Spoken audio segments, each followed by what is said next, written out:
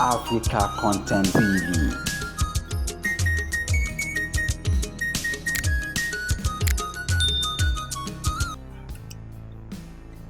Ẹ káàbọ̀ sí African Content TV níbi tí a ti ń mú ìròyìn àti ètò gbajúgbajà ayẹyẹ àti àwọn olórin wá sí etí ìgbọ́yín.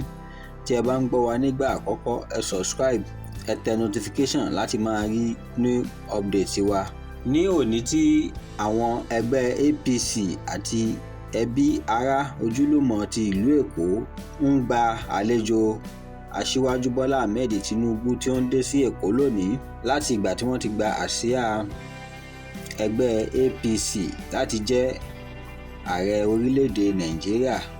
Èyí ni a ti rí àwọn ọmọ ọ̀sọ́ta tí wọ́n kọlu ọkọ̀ Aṣíwájú Bola Ahmed Tinubu ní ìlú Èkó.